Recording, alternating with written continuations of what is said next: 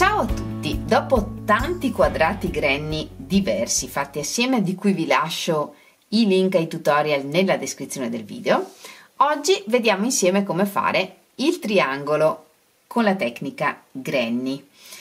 È un tutorial velocissimo, semplice, lo possiamo fare con qualunque tipo di filato e con un uncinetto giusto per il filato che stiamo utilizzando. Alla fine del tutorial vi do un'anticipazione di cosa poi potremmo fare con questo triangolo, ma ora non perdiamo altro tempo e mettiamoci all'opera. Iniziamo facendo l'anello magico. Se non sapete fare l'anello magico, ho fatto un tutorial specifico in cui vi mostro come farlo, ve lo lascio linkato nella descrizione del video e nell'angolo in alto a destra.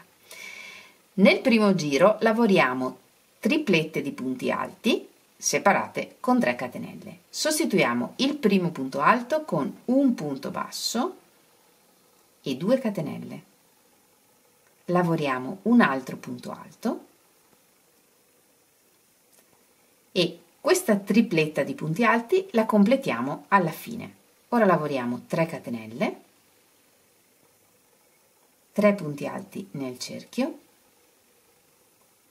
1, 2, 3 e 3 catenelle e ripetiamo un'altra volta. 3 punti alti nel cerchio,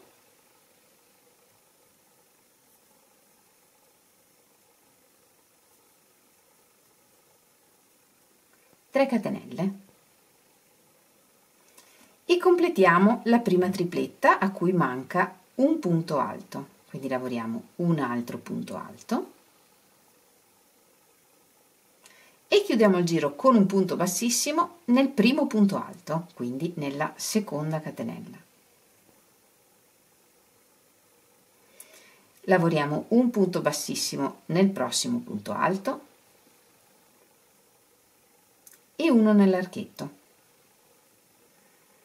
E questa è la prima riga o il primo giro. Se lavoriamo tutto il triangolo con lo stesso colore, ora ripartiamo da questo archetto lavorando il giro 2. Se invece cambiamo colore, facciamo una catenella di sicurezza e tagliamo il filo.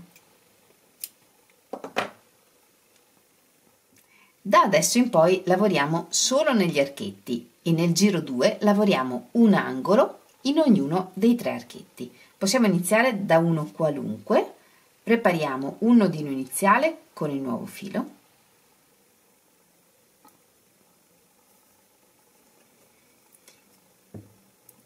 e lavoriamo in un archetto partendo con un punto alto che sostituiamo sempre con un punto basso e 2 catenelle. Lavoriamo un altro punto alto e nel frattempo, se vogliamo, nascondiamo la codina di filo e questa prima tripletta la completiamo alla fine del giro. Lavoriamo l'archetto di 3 catenelle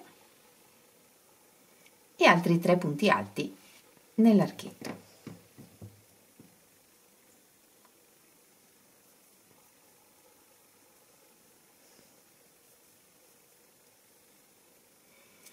Tra un angolo e l'altro separiamo con una catenella e lavoriamo un angolo nel prossimo archetto.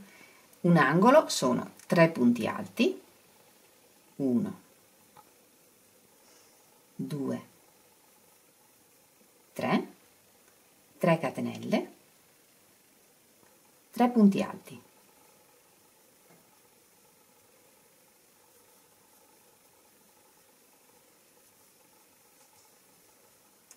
Separiamo con una catenella e nel prossimo archetto lavoriamo un altro angolo e nel frattempo nascondiamo sempre le codine di filo.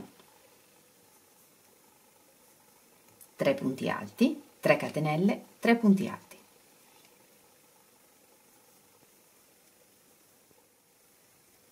Separiamo con una catenella e completiamo la prima tripletta del primo angolo. Qui abbiamo 2 punti alti, ce ne manca uno.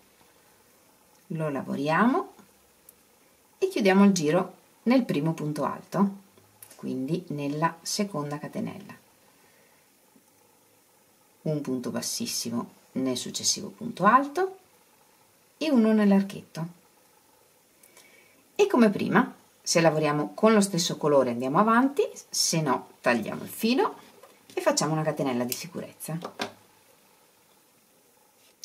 Come vedete il lavoro tende un po' ad arrotolarsi, a farsi rotondo. Qui ci sono due opzioni. Potrebbe essere che ci serva questa cosa per qualche progetto specifico, oppure se vogliamo un lavoro più piano lo otteniamo comunque stirando un po' il lavoro, oppure anziché separare le triplette con una catenella possiamo lavorare 2 catenelle, sempre quando separiamo le triplette. Nel giro 2 abbiamo lavorato i 3 angoli del triangolo. Dal giro 3 lavoriamo gli angoli e cominciamo a lavorare anche i lati. Da qui in poi iniziamo tutti i giri allo stesso modo. Prepariamo un nodino iniziale, lavoriamo in un archetto d'angolo e iniziamo con 2 punti alti, sostituendo il primo con un punto basso, 2 catenelle e lavorando l'altro. 3 catenelle, l'altra tripletta dell'angolo, 1, 2, 3 e questo angolo lo completiamo alla fine lavorando l'ultimo punto alto. Ed ora cominciamo a lavorare il lato. In ogni archetto che c'è nel lato lavoriamo una tripletta di punti alti e separiamo sempre con una catenella. I 3 punti alti nell'archetto.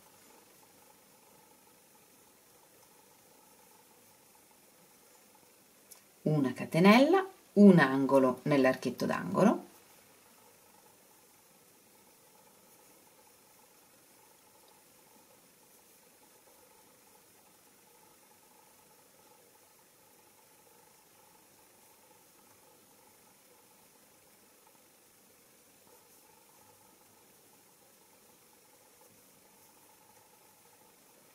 e proseguiamo in questo modo.